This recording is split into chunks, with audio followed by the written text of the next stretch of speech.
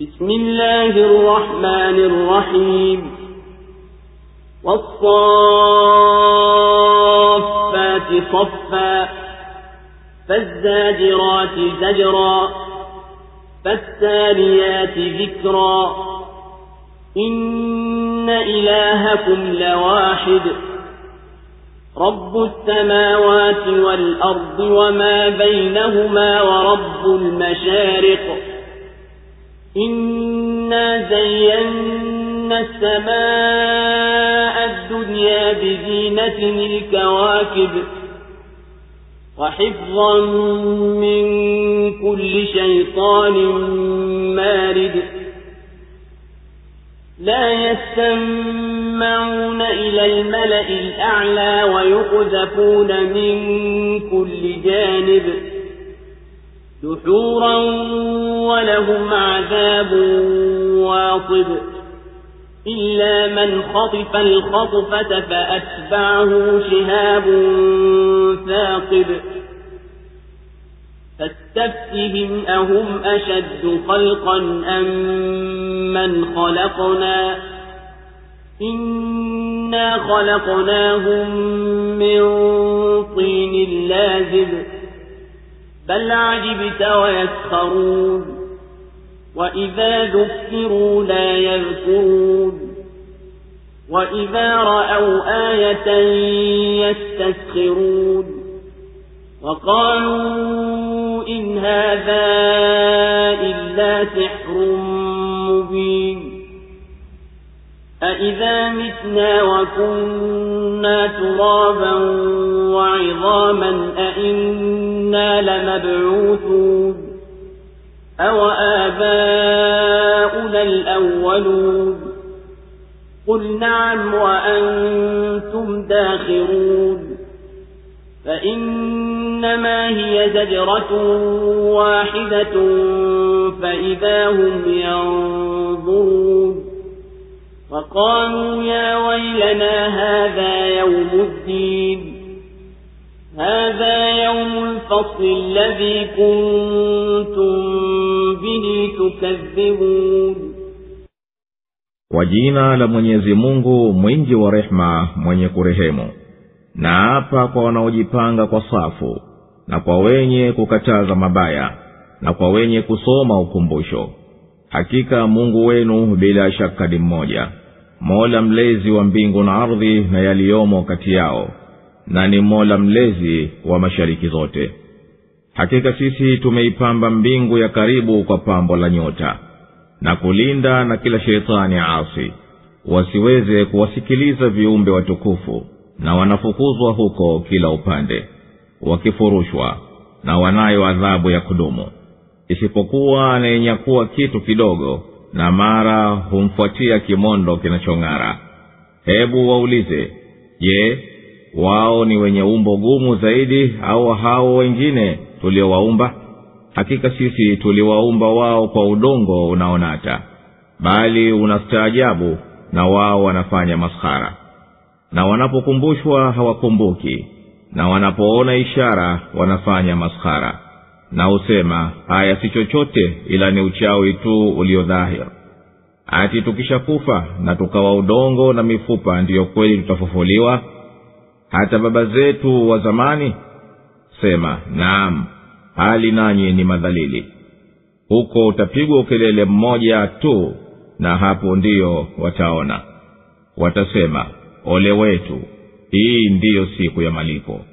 Hii ndiyo siku ya hukumu mliokuwa mkikadhibisha. Allahu Akbar, Allahu Akbar, la ilaha illa Allah. Surat As-Safat imeteremka Makka. Sura hii imeanza kwa kiapo kwa mataifa miongoni mwa viumbe vya Mwenyezi Mungu, ambayo yana sifa ya kujipanga kwa safu na kuzuia na kusoma. Kiapo hicho ni kuwa hakika Mwenyezi Mungu ni mmoja, na ishara zinashuhudia kwa hayo, kwani yeye ni Mola mlezi wa mbingu na ardhi na vilio baina yao, na yeye ni Mola mlezi wa mashariki na magharibi, ambaye aliipamba mbingu ya dunia kwa nyota na akaifanya ihifadhike na muasi aliyeacha utiifu wa Mwenyezi Mungu. Na baada ya kuthibitisha itikadi ya tauhid, sura imeendelea kuthibitisha itikadi ya kufufuliwa, na ikawahadharisha wenye kutia shaka kuwa huko kufufuliwa kutawazukia ghafla, nao wanaona, na ikazileta dalili za kumkinika huko, bali wepesi wa kutokea kwake, na hali wao wanayaona hayo, na wanasema hii ni siku ya hisabu, na wataambiwa hii ndiyo siku ya mpambanuo mliokuwa mkiikanusha. Na watakusanywa madhalim na waliokuwa wakiviabudu, na watasailiwa na watahojiwa, na watakuwa wakisingiziana wao kwa wao madhambi walioyapata, na hali wote watakuwa wanashirikiana pamoja katika adhabu, kwani walijivuna wakakataa kumwamini Mwenyezi Mungu mmoja, na wakamsingizia mtume wao kuwa ana kichaa na wazimu, na halikuwa hapana shaka kuwa kawajia na haki. Na mitume wamesema kweli katika waliokuja nayo kutoka kwa Mwenyezi Mungu, na waumini wenye ikhlasi watastareheshwa kwa kila namna ya neema, na watazikumbuka neema za Mwenyezi Mungu. Watawatokea watu waovu na watawaona katikati ya moto wa jahimu. Watamhimidi Mwenyezi Mungu kwa alivyowalinda na walivyookoka wasifuate wito wa wale waovu. Baada ya hayo sura ikaingia ikieleza mashukio ya waliodhulumu na mashukio ya waumini. Tena ikafuatiliza kwa kueleza habari za mitume wengine ili kumpoza mtume wa Mwenyezi Mungu na kuwapa mawaidha watu wake wanaopinga. Na baada ya hadithi mbalimbali za zama mbalimbali na watu mbalimbali zilizoeleza cheo cha ujumbe na ujumbe wenyewe, sura imetengua madai ya washirikina kwamba Mwenyezi Mungu ana mabinti na wao wana watoto wanaume, na kwamba yeye amewafanya malaika ni wanawake, na kwamba ipo nasaba ya kuhusiana baina yake na majini. Mwenyezi Mungu ametakasika na hayo wanayoyazua, na waja wake ndio watanusuriwa, na jeshi lake ndilo litakaloshinda, na adhabu yake itaifanya ovu asubuhi ya wanaoonywa. Na sura ikahitimisha kwa kumtakasa Mola mlezi wa utukufu na hayo wanayomzulia, na amani ishuke kwa mitume wote, na sifa njema zote ni za Mwenyezi Mungu Mola mlezi wa walimwengu wote. Na apa kwa mataifa katika viumbe vyangu waliojipanga wenyewe kwa safu zilizo sawa katika msimamo wa ibada na utiifu, na kwa wanaozuia wanaopindukia mipaka kwa mzuio mkali, nidhamu ibakie na ulimwengu hifadhiwe. Na kwa wenye kusoma aya na wanamdhukuru Mwenyezi Mungu kwa dhikri ya tasbihi, kumtakasa na kumhimidi, kumsifu. Hakika Mungu wenu anayefaa kuabudiwa bila shaka ni mmoja tu, hana mshirika wake kwa dhati wala kitendo wala sifa. Yeye peke yake ndiye muumba mbingu na ardhi na viliomo baina yao, na ndiye mwenye kupanga mambo, na ndiye mwenye kutawala mashariki za kila chenye mashariki. Mwenyezi Mungu ndiye muumba mbingu 7 na viliomo baina yao, navyo ni hivyo vyombo vya mbinguni na nyota zake.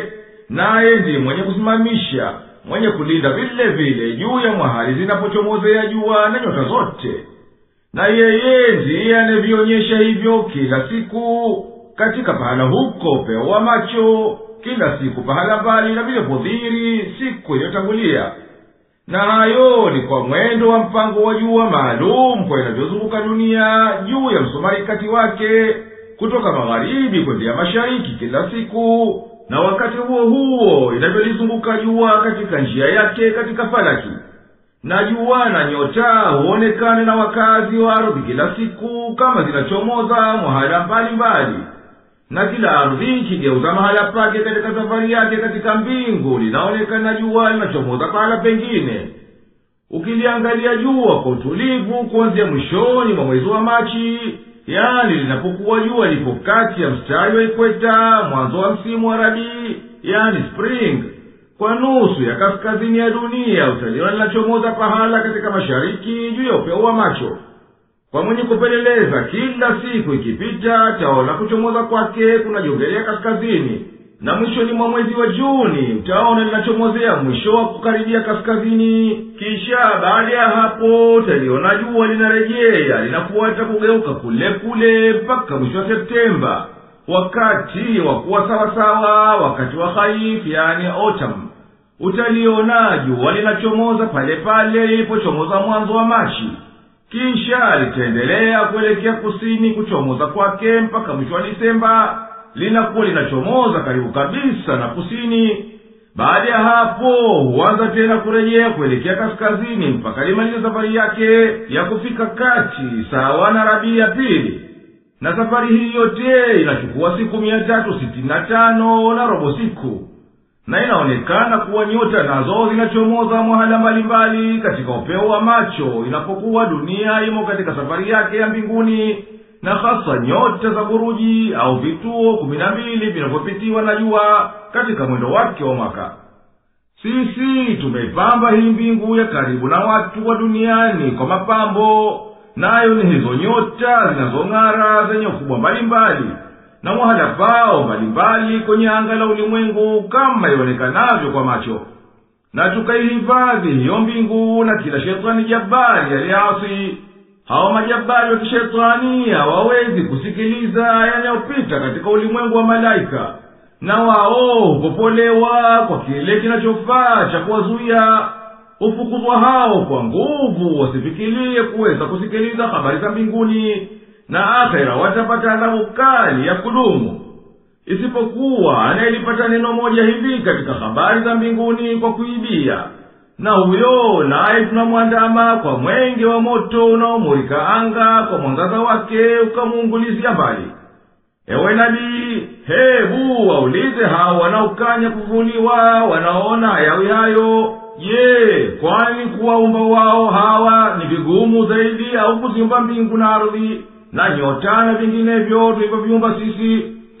Hakika sisi tumewaumba wao kutokana na udongo unaogandana. Basi kwa nini wanaona ajabu kurejezwa tena wao? Na wanapokabiliwa kwa dalili za uweza wa Mwenyezi Mungu kufufua, hata hawazishughulikii wakanufaika kwa hizo dalili. Na wanapoona ushahidi wa kuonyesha uwezo wa Mwenyezi Mungu huitana wapate kupita mipaka katika kumkejeli. Na makafiri husema juu ya ishara zinazoonyesha uwezo wa Mwenyezi Mungu, haya tunayaona si chochote ila ni uchawi tu. Hivyo sisi tukishakufa tukawa udongo na mafupa, tutatolewa tena makaburini kwetu tuwe wahai? Sisi tuwe wahai, na pia watafufuliwa baba zetu wa zamani waliokufa kabla yetu na wakapotea na wakateketea. Ewe nabii, waambie ndiyo mtafufuliwa nyote, nanyi ni madhalili na wanyonge. Kwani hakika kufufuliwa ni ukelele mmoja tu, mara wote watakuwa wahai wakiyaona walioahidiwa. Na washirikina watasema, msiba wetu huu, hii ndiyo siku ya hisabu na malipo kwa amali zilizotendwa. Watajibiwa, hii ndiyo siku ya hukumu na kufarikisha vitendo mliokuwa mkikadhibisha. احشروا الذين ظلموا وأزواجهم وما كانوا يعبدون من دون الله فاهدوهم إلى صراط الجحيم وقفوهم إنهم مسئولون ما لكم لا تناصرون بل هم اليوم مستسلمون وأقبل بعضهم على بعض يتساءلون قالوا إنكم كنتم تأتوننا عن اليمين قالوا بل لم تكونوا مؤمنين وما كان لنا عليكم من سلطان بل كنتم قوما طاغين فحق علينا قول ربنا إنا لذائقون فأغويناكم إنا كنا غاوين فإنهم يومئذ في العذاب مشتركون إنا كذلك نفعل بالمجرمين إنهم كانوا إذا قيل لهم لا إله إلا الله يستكبرون ويقولون أئنا لتاركو آلهتنا لشاعر مجنون بل جاء بالحق وصدق المرسلين إنكم لذائق العذاب الأليم وما تجزون إلا ما كنتم تعملون إلا عباد الله المخلصين أولئك لهم رزق معلوم فواكه وهم مكرمون في جنات النعيم على سرر متقابلين يطاف عليهم بكأس من معين بيضاء لذة للشاربين لا فيها غول ولا هم عنها ينزفون وعندهم قاصرات الطرف عين كأنهن بيض مكنون فأقبل بعضهم على بعض يتساءلون قال قائل منهم إني كان لي قرين يقول أئنك لمن المصدقين أئذا متنا وكنا ترابا وعظاما أئنا لمدينون قال هل أنتم مطلعون فاطلع فرآه في سواء الجحيم قال تالله إن كدت لتردين ولولا نعمة ربي لكنت من المحضرين أفما نحن بميتين إلا موتتنا الأولى وما نحن بمعذبين إن هذا لهو الفوز العظيم لمثل هذا فليعمل العاملون أذلك خير نزلا أم شجرة الزقوم إنا جعلناها فتنة للظالمين إنها شجرة تخرج في أصل الجحيم طلعها كأنه رؤوس الشياطين فإنهم لآكلون منها فمالئون منها البطون ثم إن لهم عليها لشوبا من حميم ثم إن مرجعهم لإلى الجحيم إنهم ألفوا آباءهم ضالين فهم على آثارهم يهرعون ولقد ضل قبلهم أكثر الأولين ولقد أرسلنا فيهم منذرين فانظر كيف كان عاقبة المنذرين إلا عباد الله المخلصين. wakusanyeni waliodhulumu na wake zao na hao waliokuwa wakiwaabudu badala ya Mwenyezi Mungu, waongozeni njia ya Jahannam na wasimamisheni, hakika hao watasailiwa. Mna nini? Mbona hamsaidiani? Bali hii leo watasalimu amri, watakabiliana wao kwa wao kuulizana. Watasema, kwa hakika nyinyi mlikuwa mkitujia upande wa kulia. Watasema, bali nyinyi wenyewe hamkuwa waumini. Sisi hatukuwa na mamlaka juu yenu, bali nyinyi wenyewe mlikuwa wapotofu. Basi hukumu ya Mola wenu mlezi imekwisha tuthibitikia. Hakika bila ya shaka tutaonja tu adhabu. Tulikupotezeni kwa sababu sisi wenyewe tulikuwa wapotovu. Basi wao kwa hakika siku hiyo watashirikiana katika adhabu pamoja. Hivyo ndivyo tutakavyowafanyia wakosefu. Wao walipokuwa wakiambiwa la ilaha illa Allah, hapana Mungu ila Mwenyezi Mungu tu, wakijivuna na wakisema, hivyo sisi tuiache miungu yetu kwa ajili ya huyu mtunga mashairi mwenda wazimu? Bali huyu amekuja kwa haki na amewasadikisha mitume. Hakika nyinyi bila shaka mtaionja adhabu chungu, wala hamlipwi ila hayo mliokuwa mkiyafanya, isipokuwa waja wa Mwenyezi Mungu waliohitariwa.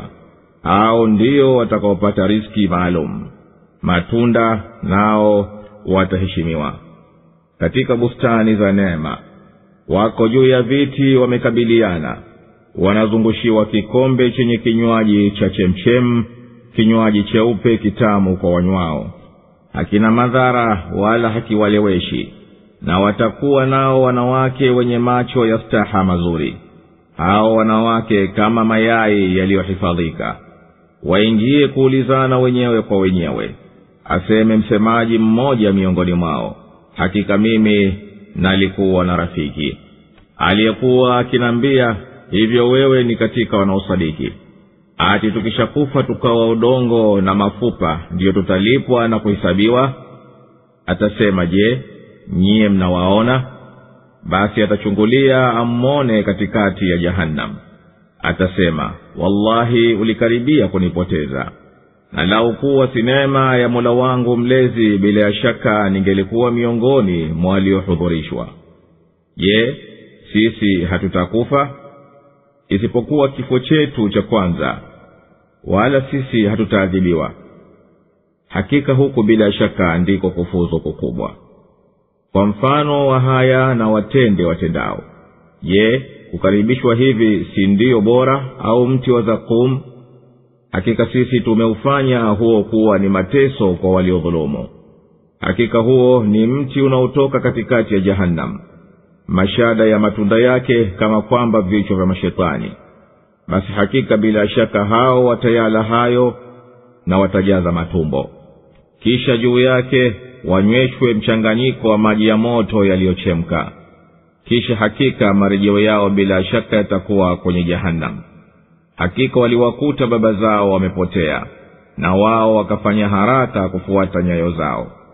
Na bila shaka walikwisha potea kabla yao wengi wa watu wa zamani, na sisi hakika tuliwapelekea waonyaji.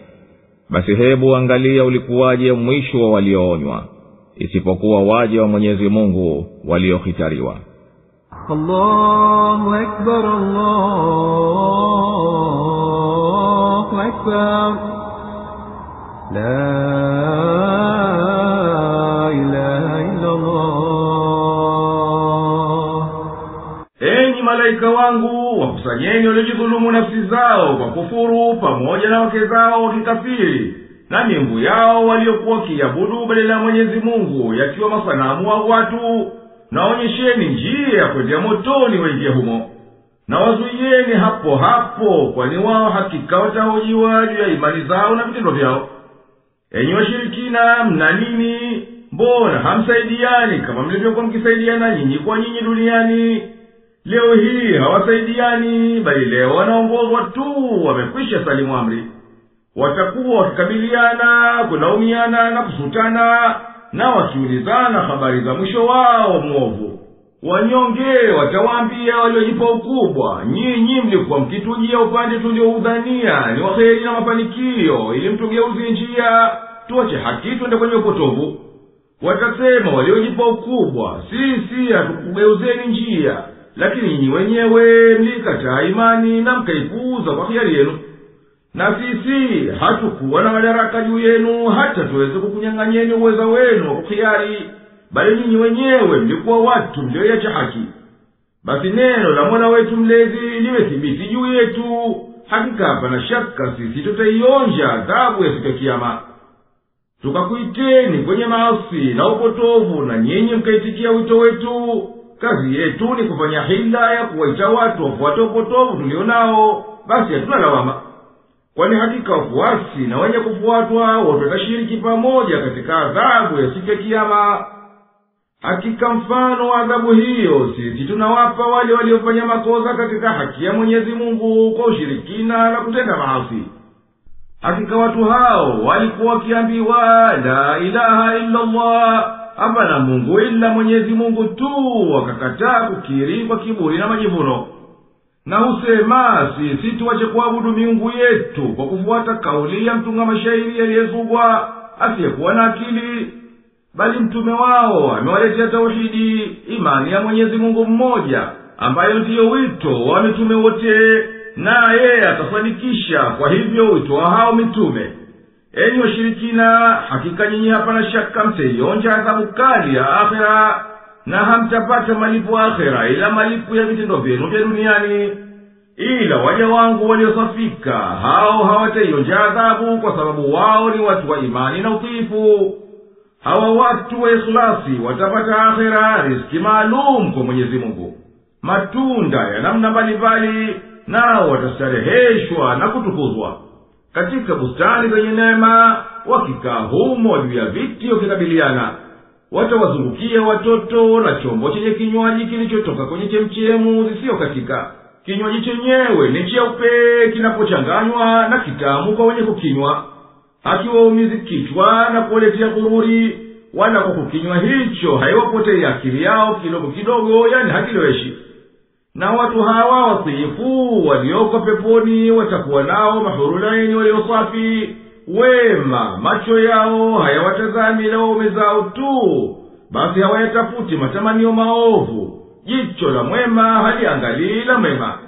Hao wanawake wenye macho ya staha ni kama mayai ya mbuni yaliyohifadhiwa na mbawa zake, basi hayaguswi na mikono wala hayapati vumbi. Hao watu wema watakuwa wakiingia kuuliza na hali na walikuwaje duniani.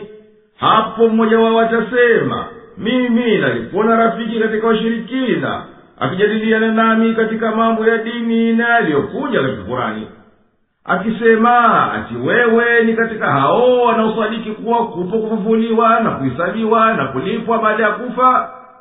Ati baada ya kwisha teketea tukawa udongo na mafupa, tutakuja kuwa hai mara nyingine, tuhesabiwe na tulipwe kwa vitendo tulivyokwisha vitenda. Muumini awaambia wenzie aliyokaa nao, enyi watu wa peponi, mnawaona watu wa motoni nipate kumwona rafiki yangu?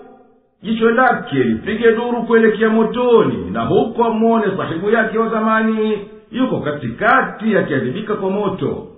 Akimwona aseme, wallahi ulikaribia kule duniani kunihilikisha, lau ningelikufuata katika ukafiri wako na maasi yako, na lau kuwa si neema ya Mola wangu mlezi kwa hidaya yake na kuniwezesha kwake nikamwamini Mwenyezi Mungu na kufufuka, basi ningelikuwa mfano wako wewe katika waliohudhurishwa katika hiyo adhabu.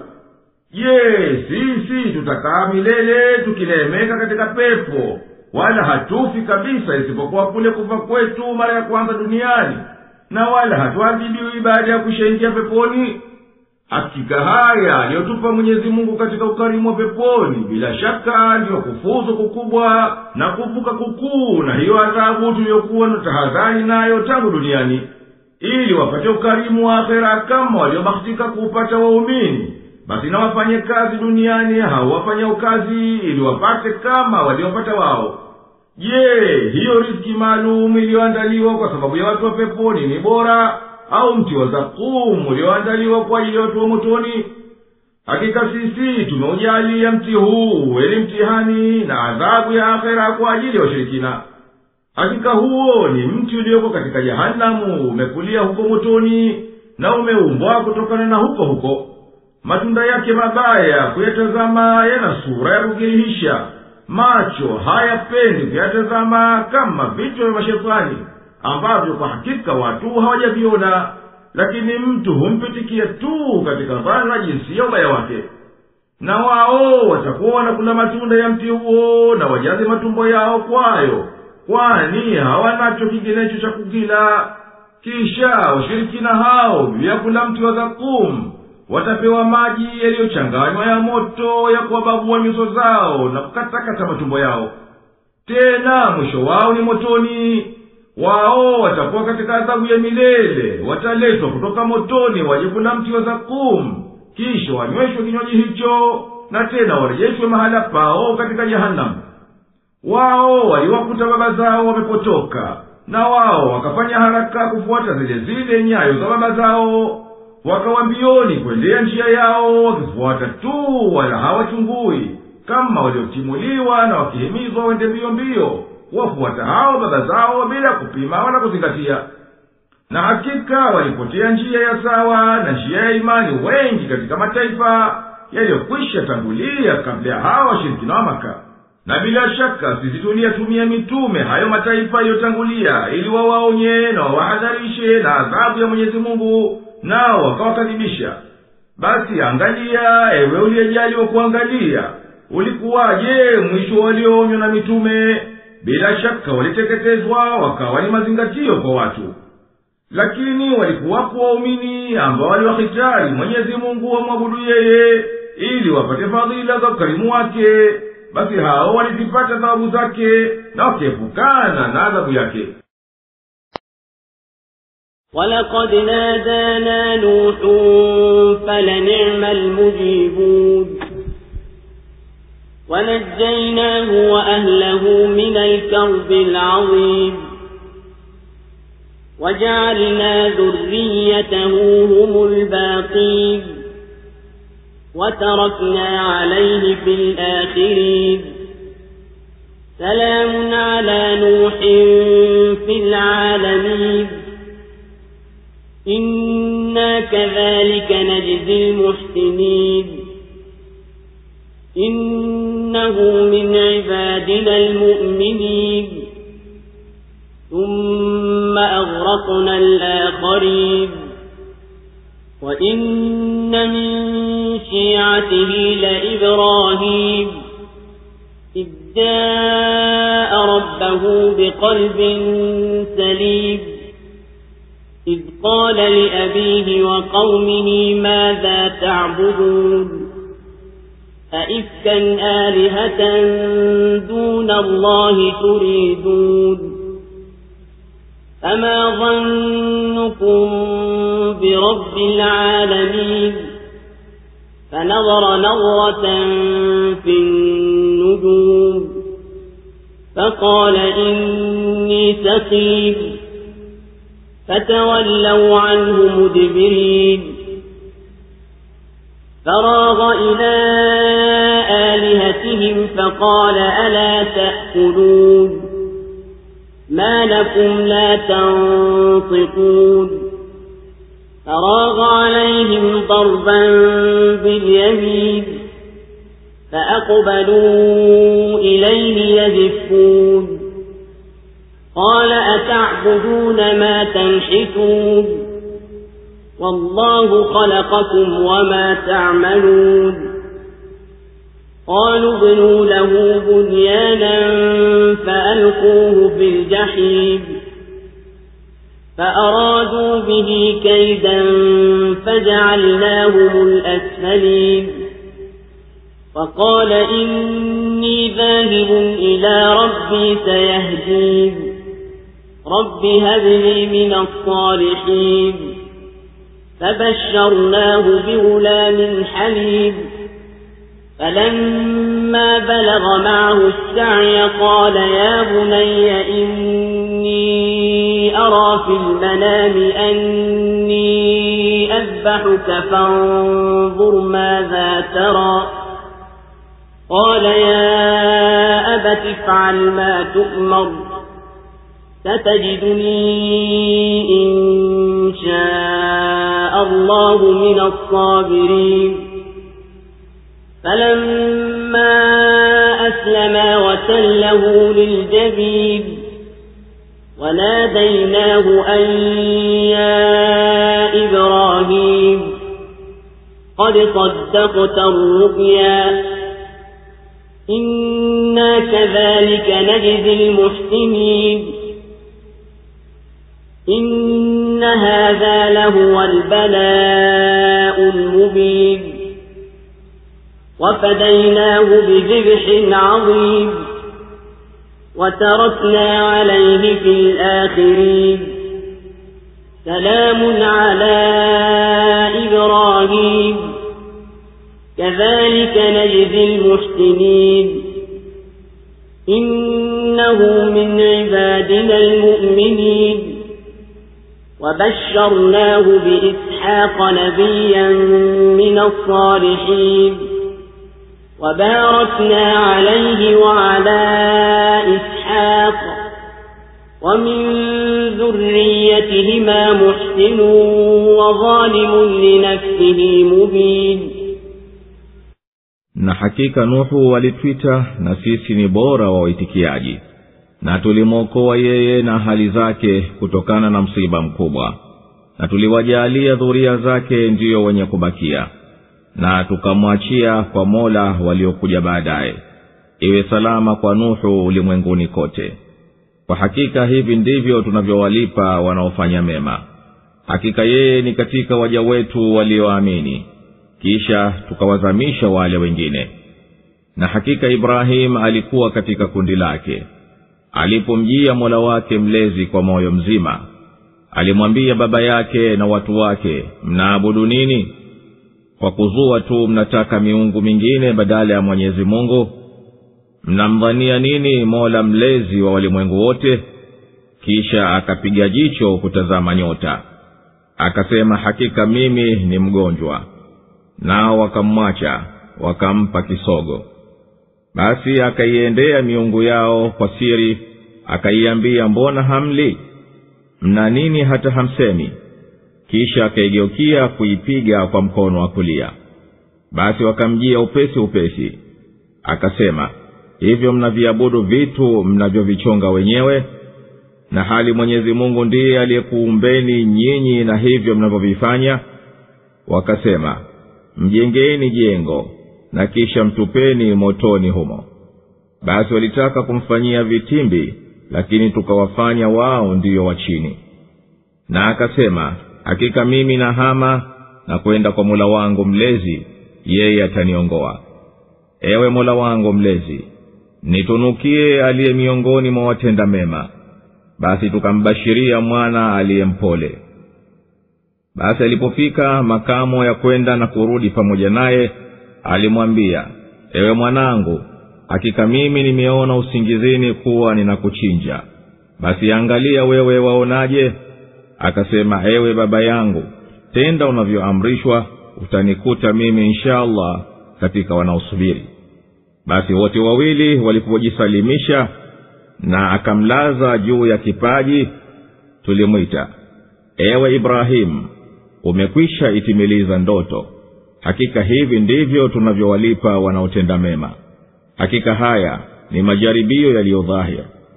Basi tukamtolea fidia kwa dhabihu mtukufu, na tukamwachia kwa watu waliokuja baadaye, iwe salama kwa Ibrahim. Hivi ndivyo tunavyowalipa wanaofanya mema. Hakika yeye ni katika waja wetu walioamini. Na tukambashiria kuzaliwa Ishaqa, naye ni nabii miongoni mwa watu wema. Na tukambarikia yeye na Ishaqa, na miongoni mwa dhuria zao walitokea wema na wenye kudhulumu nafsi zao wazi wazi. Allahu Akbar, Allahu Akbar, la ilaha illa Allah. Na hakika Nuhu alitwita alipokwisha kata tamaa na watu wake. Basi na sisi tukawani wabora wa kuitikia wito wake tulipomitikia ombi lake, na tukawaangamiza watu wake kwa tofani. Na tukamwokoa Nuhu na walioamini pamoja naye wasizame na kuteketea kwa tofani. Tukawajalia vizazi vya Nuhu ndiyo waliobakia katika ardhi baada ya kuteketea watu wake. Na tukamwachilia Nuhu kutajwa kwa wema na watu waliokuja baada yake, wakimdhukuru mpaka siku ya kiyama. Maamkio ya salama na amani kumwamkia Nuhu kutokana na malaika na watu na majini. Hakika sisi huwalipa waliotenda mema mfano wa haya. basi aliingia katika jihadi kulinyanyua neno letu na akavumilia maudhi kwa ajili yetu. Hakika yeye ni miongoni mwa waja wetu waliotuamini na wakatimiza ahadi yetu na wakaufikisha ujumbe wetu. Kisha tukawazamisha wenginewe katika makafiri wa kaumu yake. Na hakika bila shaka Ibrahimu alikuwa akifuata ile njia yake na mwenendo wake katika kuitia tauhidi, imani ya Mwenyezi Mungu mmoja na kumwamini Mwenyezi Mungu. Alipomkabili Mola wake mlezi kwa moyo uliokuwa nadhifu hauna ushirikina, umemsafia ibada yeye tu. Alipochukia kwa baba yake na watu wake wanaabudu masanamu, akawaambia, ni nini haya masanamu mnayoyaabudu? Si mnazua uongo tu ulio wazi kwa haya myatendayo, kwa kuwa mnamwabudu asiyekuwa Mwenyezi Mungu, na si mnataka kuzua uzushi huu bila udhuru wowote ila kupenda kwenu tu. Mnamdhania nini huyo ambaye ndiye mwenye haki ya kuabudiwa, kwa kuwa yeye ndiye muumba wa ulimwengu wote, mtapokutana naye na hali nyinyi mmemfanyia washirika wenginewe katika ibada? Basi akazitupia jicho nyota kuzitazama ili apate kuona dalili ya muumba ulimwengu. Akaziona zinageuka, zinabadilika. Akajihofia nafsi yake asiwe na upotovu na maradhi ya itikadi. Watu wake wakamwachilia mbali na wakapuuza maneno yake. Akayaendea kwa haraka yale masanamu kwa kificho, na akayapa chakula ambacho wale washirikina walikiweka mbele yao, ili nao wapate baraka yao kwa mujibu wa madai yao. Akasema kwa maskhara na kejeli, mbona hamli? Mna nini hata mmeshindwa kusema lolote, hata ndiyo au siyo? Akayaingilia yale masanamu kuyapiga kwa mkono wa kulia, kwa kuwa ndiyo wenye nguvu, akayabomoa. Walipobaini kwamba kuvunjwa miungu yao ni kwa kitendo cha Ibrahimu, basi walimkimbilia ili wamtete kwa alivyowatendea miungu yao. Ibrahimu akawaambia kwa kuwa hivyo nyinyi mnaabudu mawe mliyoyachonga nyinyi wenyewe kwa mikono yenu, akili zenu zimekwenda wapi? Na Mwenyezi Mungu ndiye aliyekuumbeni na akayaumba hata hayo masanamu mnayoyaunda kwa mikono yenu, basi yeye peke yake ndiye mwenye kustahili kuabudiwa. Hoja ilipowapata wale wanaoabudu masanamu, wakaona hawana ila waingie kutumia nguvu, wakaazimia kumchoma moto. Basi waliambizana, mjengeni jengo na mlijaze moto na mtupeni katikati yake. Kwa haya walikusudia kumteketeza, lakini Mwenyezi Mungu alimwokoa na ule moto baada ya wao kushamtumbukiza humo. Hadhi yake ikawa juu kwa utukufu ule, na Mwenyezi Mungu akawafanya wao ndio watu wa chini. Ibrahimu alipokata tamaa nao hawaamini tena, alisema, mimi ninahama kwenda pahala aliponiamrisha Mola wangu mlezi nende. Mola wangu mlezi atanihidia niongoze mpaka nifike pahala pa utulivu, penye amani na nchi nzuri. Ewe Mola wangu mlezi, nipe dhuria waliowema wa vitendo, wasimamie hii kazi ya wito kuwaitia watu kwako wewe baada yangu. Malaika wakampa bishara ya kwamba atapata mwana atakayepambwa kwa akili na upole. Akazaliwa huyo mwana, na alipokuwa kijana wakwenda naye baba yake katika kutafuta haja za maisha, Ibrahimu alipewa mtihani kwa ndoto aliyoiota. Ibrahimu akasema, ewe mwanangu, hakika mimi nimeona usingizini ufunuo kutokana na Mwenyezi Mungu, ananitaka nikuchinje. Basi wewe tazama, unaonaje? Yule mwana mwema alisema, ewe baba yangu, tekeleza amri ya Mola wako mlezi, utaniona mimi katika wanaosubiri insha Allah. Yule baba na mwanawe waliporidhia hukumu ya Mwenyezi Mungu, na akamweka juu ya fungu la mchanga na akamlaza juu yake, kipaji chake kikawa juu ya ardhi, akawa tayari kumchinja. Na Mwenyezi Mungu akajua madhubuti wa Ibrahimu na mwanawe katika majaribio. Mwenyezi Mungu alimwita Ibrahimu kwa wito wa kirafiki, ewe Ibrahimu, hakika umeuitikia kwa utulivu huo ufunuo wa ndoto, na wala hukusita katika kufuata amri. Basi haya yanakutosha. Sisi tunakupunguzia hayo majaribio yetu kuwa ni malipo kwa wema wako, kama tunavyowalipa walio wema kwa wema wao. Hakika majaribio haya tuliyomjaribia Ibrahimu na mwanawe, bila shaka ni majaribio yaliyodhihirisha undani wa imani yao na yakini yao kwa Mola mlezi wa walimwengu. Na tukamkomboa kwa mhanga wenye cheo kikubwa, kwa kuwa hayo ni kwa amri ya Mwenyezi Mungu.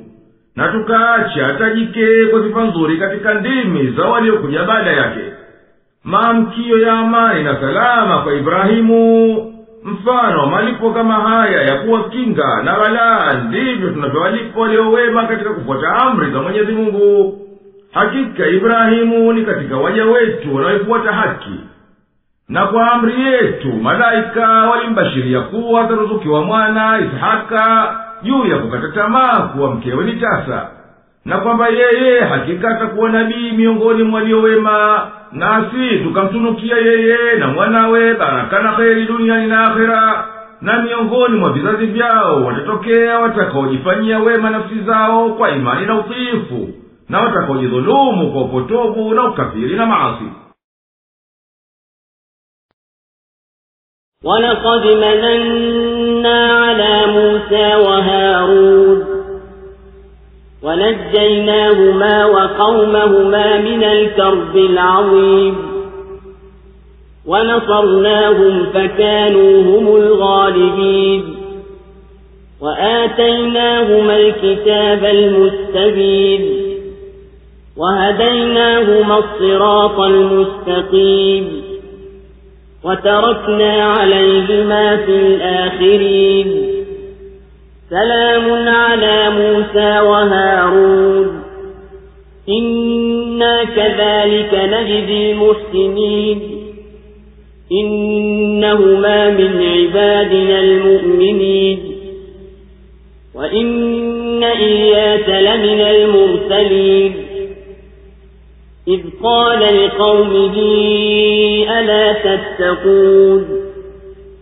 أَتَدْعُونَ بَعْلًا وَتَذَرُونَ أَحْسَنَ الْخَالِقِينَ اللَّهَ رَبَّكُمْ وَرَبَّ آبَائِكُمُ الْأَوَّلِينَ فَكَذَّبُوهُ فَإِنَّهُمْ لَمُحْضَرُونَ إِلَّا عِبَادَ اللَّهِ الْمُخْلَصِينَ وَتَرَكْنَا عَلَيْهِ في الْآخِرِينَ سَلَامٌ عَلَى الْيَاسِينَ إِنَّا كَذَلِكَ نَجْزِي الْمُحْسِنِينَ إِنَّهُ مِنْ عِبَادِنَا الْمُؤْمِنِينَ وَإِنَّ لُوطًا لَمِنَ الْمُرْسَلِينَ إِذْ نَجَّيْنَاهُ وَأَهْلَهُ أَجْمَعِينَ إِلَّا عَجُوزًا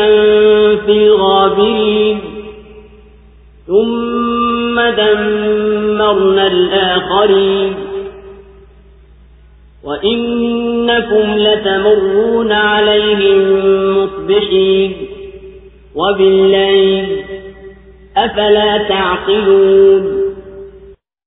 Na kwa hakika tuliwafanyia hisani Musa na Harun, na tukawaokoa wao na watu wao kutokana na dhiki kubwa, na tukawanusuru na wakawa wao ndio wenye kushinda. Na tukawapa wawili hao kitabu kinachobainisha, na tukawaongoa kwenye njia iliyonyooka, na tukawaachia katika watu waliokuja baadaye iwe salama kwa Musa na Harun. Hakika hivyo ndivyo tunavyowalipa waliowema. Hakika wawili hao ni katika waja wetu walioamini. Na hakika Ilyas bila shaka alikuwa miongoni mwa mitume. Alipowaambia watu wake, hamwogopi? Mnamwomba Baali na mnamwacha mbora wa umbaji? Mwenyezi Mungu, Mola mlezi wenu na Mola mlezi wa baba zenu wa zamani, wakamkadhibisha, basi kwa hakika watahudhurishwa, isipokuwa waja wa Mwenyezi Mungu waliosafishwa. Na tumemwachia kwa waliokuja baadaye iwe salama kwa Ilyas. Hakika hivyo ndivyo tunavyowalipa waliowema. Hakika yeye ni katika waja wetu walioamini. Na hakika Luthi bila shaka ni miongoni mwa mitume. Tulipomwokoa yeye na ahali zake wote, isipokuwa mwanamke mkongwe katika wale waliobakia nyuma. Kisha tukawaangamiza wale wengineo. Na hakika nyinyi mnawapitia wakati wa asubuhi na usiku. Basi je, hamiatia akilini? الله أكبر الله أكبر لا إله إلا الله. Na bila shaka tuliwaneemesha Musa na Haruni kwa kuwapa unabii na neema kubwa kubwa, na tukawaokoa wao na watu wao kutokana na dhiki kubwa iliyokuwa iwashukie kutokana na Firauni na kaumu yake. Na sisi tukawanusuru na adui zao, wakawa wao ndio wenye kushinda. Na tukampa Musa na Haruni kitabu kilicho wazi chenye kubainisha hukumu za dini, nacho ni Taurati. Na tukawaongoza waifuate njia iliyo sawa, na tukabakisha sifa njema za kutajika wote wawili hao kwa watu wengineo waliokuja baada yao. Maamkio ya amani na salama kwa Musa na Haruni. Hakika mfano wa malipo tuliyomjaza Musa na Haruni ndivyo tunavyowajaza wote waliowema. Hakika wawili hao ni katika waja wetu wenye kuifuata haki, na hakika Eliasi ni katika hao tuliowatuma kwenda waongoa watu wao. Eliasi alipoambia watu wake, nao walikuwa wakiabudu masanamu yao, je, mnaendelea juu ya makosa yenu na wala hamhofu Mwenyezi Mungu mkajikinga na adhabu yake? Mnaliabudu sanamu linaloitwa Baali, na mkaacha kumwabudu Mwenyezi Mungu aliyeumba ulimwengu na akaufanya mzuri uumbaji wake. Mwenyezi Mungu amekumbeni na amekuhifadhini nyinyi na baba zenu wa zamani. Yeye basi ndiye mwenye haki ya kuabudiwa. Lakini walimkadhibisha, basi jaza yao ni kuhudhurishwa kwenye moto siku ya Kiyama. Isipokuwa waja wa Mwenyezi Mungu waliosafisha imani yao, hao basi ndio wenye kufuzu.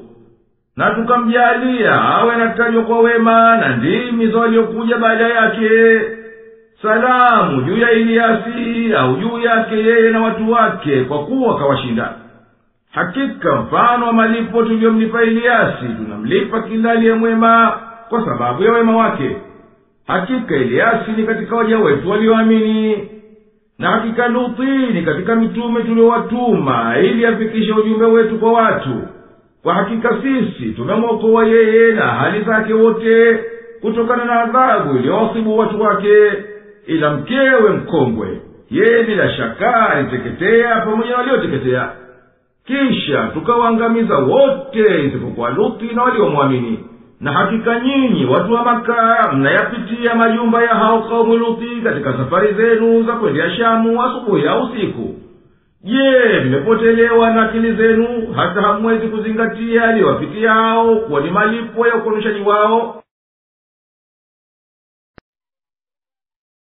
وَإِنَّ يُونُسَ لَمِنَ الْمُرْسَلِينَ إِذْ أَبَقَ إِلَى الْفُلْكِ الْمَشْحُونِ فَسَاهَمَ فَكَانَ مِنَ الْمُدْحَضِينَ فَالْتَقَمَهُ الْحُوتُ وَهُوَ مُلِيمٌ فَلَوْلَا أَنَّهُ كَانَ مِنَ الْمُسَبِّحِينَ لَلَبِثَ فِي بَطْنِهِ إِلَى يَوْمِ يُبْعَثُونَ فَنَبَذْنَاهُ بِالْعَرَاءِ وَهُوَ سَقِيمٌ وَأَنبَتْنَا عَلَيْهِ شَجَرَةً مِّن يَقْطِينٍ وَأَرْسَلْنَاهُ إِلَى 100,000 أَوْ يَزِيدُونَ فَآمَنُوا فَمَتَّعْنَاهُمْ إِلَى حِينٍ فَاسْتَفْتِهِمْ أَلِرَبِّكَ الْبَنَاتُ وَلَهُمُ الْبَنُونَ أَمْ خَلَقْنَا الْمَلَائِكَةَ إِنَاثًا وَهُمْ شَاهِدُونَ أَلَا إِنَّهُمْ مِنْ إِفْكِهِمْ لَيَقُولُونَ وَلَدَ اللَّهُ وَإِنَّهُمْ لَكَاذِبُونَ أَصْطَفَى الْبَنَاتِ عَلَى الْبَنِينَ مَا لَكُمْ كَيْفَ تَحْكُمُونَ أَفَلَا تَذَكَّرُونَ أَمْ لَكُمْ سُلْطَانٌ مُبِينٌ فَأْتُوا بِكِتَابِكُمْ إِن كُنتُمْ صَادِقِينَ وجعلوا بينه وبين الجنة نسبا ولقد علمت الجنة إنهم لمحضرون سبحان الله عما يصفون إلا عباد الله المخلصين فإنكم وما تعبدون ما أنتم عليه بفاتنين إلا من هو صال الجحيم وما منا إلا له مقام معلوم وإنا لنحن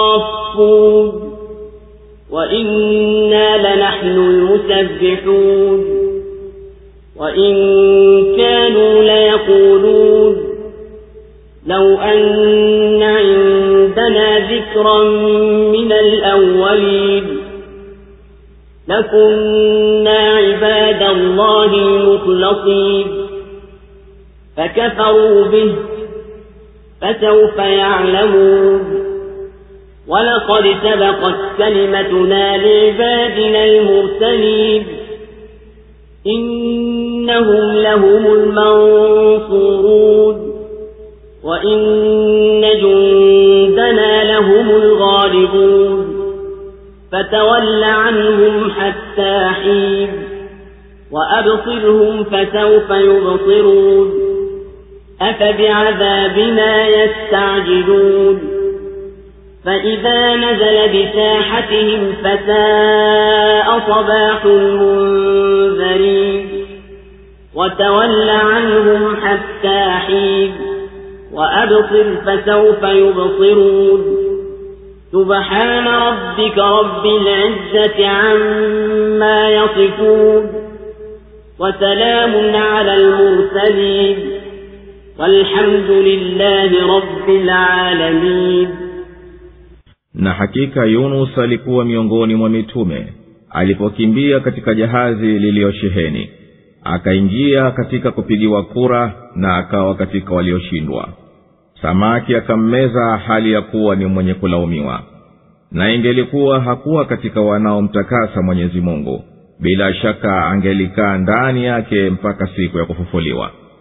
Lakini tulimtupa ufukweni patupu hali ya mgonjwa, na tukauotesha juu yake mmea wa kabila ya mung'unye, na tulimtuma kwa watu 100,000 au zaidi. Basi wakaamini na tukawastarehesha kwa muda. Basi waulize, ati Mola wako mlezi ndiye mwenye watoto wa kike na wao wanao watoto wa kiume? Au tumewaumba malaika kuwa ni wanawake na wao wakashuhudia? Ati ni kwa uzushi wao ndio wanasema Mwenyezi Mungu amezaa, ama hakika bila shaka hao ni waongo. Ati amekhiari watoto wa kike kuliko wanaume? Mna nini? Mna hukumu vipi nyinyi? Hamkumbuki? Au mnayo hoja iliyo wazi? Basi leteni kitabu chenu kama mnasema kweli. Na wameweka mahusiano ya nasaba baina yake na majini, na majini wamekwisha jua bila shaka kuwa wao watahudhurishwa. Subhanallah, ametakasika Mwenyezi Mungu na hayo wanayomsingizia, isipokuwa waja wa Mwenyezi Mungu waliosafishwa.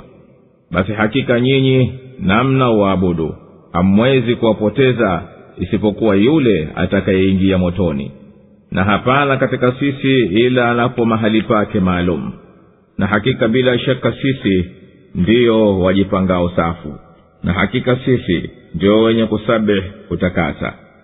Na walikuwapo waliokuwa wakisema, tungelikuwa na ukumbusho kama wa watu wa zamani, bila shaka tungelikuwa ni waja wa Mwenyezi Mungu wenye ikhlasi. Lakini waliukataa, basi watakuja jua. Na bila shaka neno letu lilikwisha tangulia kwa waja wetu waliotumwa, ya kuwa wao bila shaka ndio watakaonusuriwa, na kwamba jeshi letu ndilo litakaloshinda. Basi waachilie mbali kwa muda, na watazame nao wataona. Je, wanaihimiza adhabu yetu?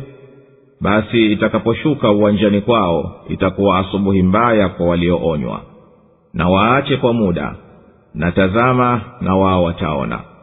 Subhana rabbil izza, ametakasika Mola mlezi mwenye enzi na yale wanayomzulia. Na salamu juu ya mitume, na sifa njema zote ni za Mwenyezi Mungu Mola mlezi wa walimwengu wote. Allahu akbar, Allahu akbar, la ilaha illa Allah. Na hakika Yunus ni miongoni mwa tuliowatuma wafikishie ujumbe watu wetu. Alikuwahama watu wake bila amri ya Mola wake mlezi, akaliendea jahazi ambalo lilokwisha sheheni pomoni. Akalipanda jahazi, likapatikana na mambo, ikawajibikia lazima mmoja katika abiria toswe kupunguza shehena yake. Kura ikamwangukia Yunusi, akashindwa kwa kura, akatoswa baharini kwa mujibu wa ada yao zama zile. Samaki akammeza, naye hakika listahiki lawama kwa kuikimbia kazi yake ya dawa, yani wito, kuwaitia watu wafuate haki na kuacha kuwasubiria wale waliokwenda kinyume naye. Na lau kuwa Yunus hakuwa katika wanaomtakasa Mwenyezi Mungu, wanahudumu kumdhukuru, angelikufa ndani ya samaki, wala asingelitoka humo mpaka sitofufuliwa. Tukamtupa pahala patupu kwenye nchi pasipokuwa na miti wala majumba, naye ni mgonjwa kwa aliyompata. Yaliyomtokea Sayyidina Yunus alayhi salam ni muujiza, lakini nayo si muhali kutokea mtu kumezwa na samaki na akabakia yuhai ndani yake kwa muda fulani. Mawili yaweza kuwa: kwanza ni kuwa huyo samaki ni namnasi ya kuwa na meno katika kabila la nyangumi wakubwa kabisa, kama nyangumi wanaonekana sana katika bahari ya kati Mediterranean. Urefu wake huweza kufikia mita 20. Alibaki Yunus katika mpandikizi wa kinywa chake huyo nyangumi mpaka alipomtema kwenye ufukwe mtupu, kwani koo ya nyangumi ni nyembamba, hawezi kupita mtu. Pili, yaweza kuwa huyo samaki ni namnaya wenye meno pia, kama nyangumi wa ambai, na ambaye pia urefu wake hufikia mita 20. Hawa mara kadhaa wa kadhaa huonekana katika bahari ya kati. Nyangumi hao yawezekana kwa kawaida kuwameza wanyama wakubwa wanaopita urefu wa mita 3. Tukaotesha mmea wa kutambaa usiosimama juu ya kigogo, ukamfunika na kumkinga na madhara ya hali ya hewa. Hata alipopata nafuu kutokana na aliyomsibu, tukamtuma waende watu wengi. Wanasema waliowaona kuwa wanapata 100,000 au zaidi. Wakauitikia wito wake, nasi tukawakunjulia neema zetu kwa muda maalum. Ewe nabii, waulize watu wako, ati Mwenyezi Mungu aliyekuumba na watoto wa kike kinyume na wao, na wao ndiyo wana watoto wanaume kinyume na yeye? Ati tumewaumba malaika kuwa ni wanawake, na wao hao makafiri waliona kwa macho yao kuumba kwao, na ndiyo wakasimulia walioyaona? Ewe mwenye kusikia, yazingatie maneno yao. Hakika wao kwa uongo wao wanasema Mwenyezi Mungu amezaa, na hali yeye ametakasika na upungufu kama huo wa kuwa mzazi au kuzaliwa. Na hakika bila shaka hao ni waongo kwa usemi huo, kwa ushahidi wa dalili nyingi za upweke wake. Ati yeye amejichagulia mwenyewe mabinti ambao kwa madai yenu ndiyo mnawachukia kuliko watoto wa kiume ambao mnawapenda, na hali yeye ndiye mwenye kuomba wote watoto wa kike na wa kiume. Ni nini ilokusibuni hata mkakata hukumu bila ushahidi? Vipi mnahukumu hivyo na hali ni upotovu ulio wazi? Je, mmesahau dalili za uweza wake na kutakasika kwake, ndiyo msikumbuke mpaka mkaingia katika upotovu? Hebu nyinyi mnazo nguvu za ushahidi wa kubainisha, wa kuthibitisha hayo mnayodai. Basi leteni hoja zenu, ikiwa mnazo hoja za katika kitabu cha mbinguni, kama nyinyi ni wa kweli katika hayo yasemayo na mnayoyahukumia. Wakashikilia katika itikadi zao, na wakazua baina ya Mwenyezi Mungu na majini, ambao hawawaoni kuwa ati yapo mahusiano ya nasaba. Na bila shaka hao majini walikwisha jua kwa makafiri watahudhurishwa mbele ya Mwenyezi Mungu, ili wapate malipo yao yasiyokimbilika. Mwenyezi Mungu mtukufu ametakasika na hizo sifa za kuemewa na za upungufu wanazomzulia kuwa nazo. Lakini waja wa Mwenyezi Mungu waliohitariwa wakasafishwa wana makosa ya huo uzushi wa makafiri. enyi makafiri, hakika nyinyi na hao mnaoabudu badala ya Mwenyezi Mungu, nyinyi kwa kuabudu kwenu badala yake yeye hamtampoteza yeyote kwa upotovu wenu, isipokuwa yule ambaye tangu hapo Mwenyezi Mungu mtukufu anamjuani katika watu wa motoni, na huko ataingia.